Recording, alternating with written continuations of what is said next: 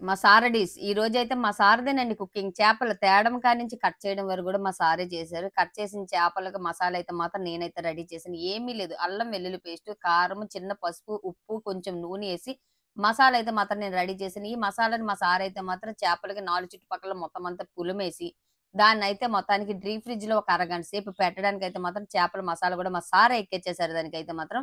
ఇంకెక్కడైతే మాత్రం ఒక పక్క నుంచి మాత్రం బీఫ్ కూర అయితే రెడీ చేసేస్తున్నారు. ఈరోజు మా సార్‌దే చెప్పాను కదండీ కుకింగ్ మొత్తం మాత్రం. ఇంక నేనైతే మాత్రం పట్టించే మసాలా చేపలకి ఇంకా మసాలా కావాలని చెప్పి చిన్న సైజు ఉల్లిపాయలైతే కట్ చేయడం అయితే జరిగింది. ఇంక దీనికి కావాల్సింది ఏంటంటే మాత్రం అల్లం, ఎల్లుల్లిపాయ పేస్టు, కరివేపాకు అలాగే దానికి కావాల్సిన మసాలా ఐటెమ్స్ అంతా మా సారైతే ఈరోజు మొత్తం అంతా రెడీ చేస్తున్నారు గూడాన. ఇంక నేనైతే మాత్రం దానికి కావాల్సినవన్నీ ఒక్కొక్కటి మా సార్‌కి అందిస్తూ ఉన్నాను. ఏ రకంగా ఈ కుకింగ్ చేస్తున్నారనేది నా నోట కంటన్నా మా సార్ చెప్పే మాటల కొద్దీ మీకు విందాము. ఇంకా లాస్ట్‌గా మనకి అన్నిట్లికి కావాల్సింది కొబ్బరి పాలు గూడా కావాలన్నారని చెప్పి అది గూడా మా సార్‌కి అందించడం అయితే జరిగింది. ఇంకిక్కడ మా సార్ మాటలు വിന്ദാം.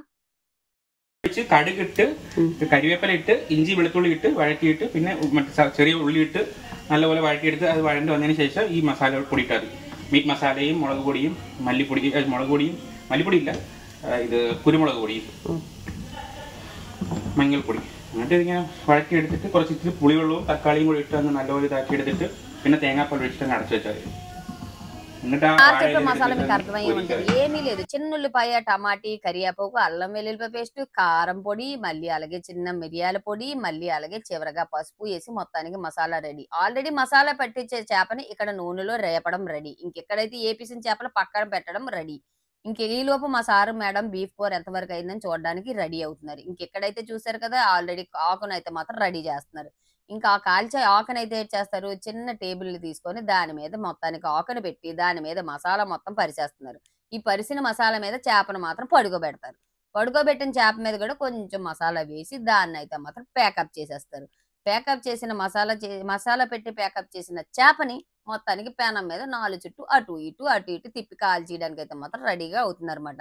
ఈ రకంగా ఉంటాదండి. ఎందుకంటే మా సార్‌కి ఎప్పుడైనా ఏమైనా చేయాలనిపిస్తే ముందుగానే నాకు చెప్తారు. అక్క నేను చేస్తాను, చెందుతానని. మీకు ఆల్రెడీ చెప్పాను చాలా సార్లు మాత్రం. ఏమని ఇక్కడ మనకి ఇలాంటి విషయాల్లో కొన్ని హెల్ప్ ఉంటది. ఎందుకు మీకు ఈ విషయాలన్నీ చెప్తున్నానంటే, ఇతర దేశాల్లో అక్కలు పాపం ఎంతో కష్టపడుతున్నారు. ఎంత అంటే కష్టానికి కష్టం ఉంది ఫలితం లేకుండా. కానీ ఇలాంటి దేశంలో మనకు కష్టం ఎంత ఉన్నా సరే ఫలితం ఎక్కువ ఉంటదని చెప్పడానికే నేను ఈ వీడియోలో అయితే ట్రై చేస్తున్నాను. ఇంకా మొత్తానికైతే మా మేడం అయితే మొత్తానికి ఈ ఆకు మీద చేపను ఫుల్‌గా ప్యాకప్ చేసి దాన్ని కాల్చడానికైతే రెడీ చేశారు. ఇంకెక్కడైతే కాల్చిన చేప ఏ మాదిరిగా ఉందో చూసారు కదా! ఫుల్‌గా ప్యాకప్ అయిపోయి రెడీ అయిపోయింది. ఇప్పుడు మనం ఇందులో ఒక ముక్క తీసుకొని తినాలి కదా! ఆల్రెడీ నేనైతే మాత్రం కర్రపెండలం తీసుకున్నాను. కర్రపెండలంతో మనకు బీఫ్ కూర అంటే మాత్రం దూరంగా ఉంటాం కాబట్టి నిన్నటిదున్న చేపల కూరని వేడి చేసుకొని కర్రపెండలంలో ఏపిన చేపనేసుకొని తింటే ఉంది రుచి సూపర్. ఇంకా మగోళ్ళు వంట చేస్తే ఎంత ఖర్చులవుతదో మీకు తెలుసు కదా! ఈ ఖర్చులలో మా సారయితే చెప్పారు. మిగతా పనంతా సాయంత్రం చేసుకుందాం అక్క ఎళ్లి శుభ్రంగా రెస్ట్ తీసుకో అన్నారు. నేనైతే మధ్యాహ్నం అంతా రెస్ట్ తీసుకొని సాయంత్రం 5 గంటలకు లేసి ఈ పనంతా చేస్తున్నాను. చూసారు కదా! ఈ మాత్రం హెల్ప్ అయితే మాత్రం మా ఇంట్లో వాళ్ళైతే ఉంటారు. Okay friends.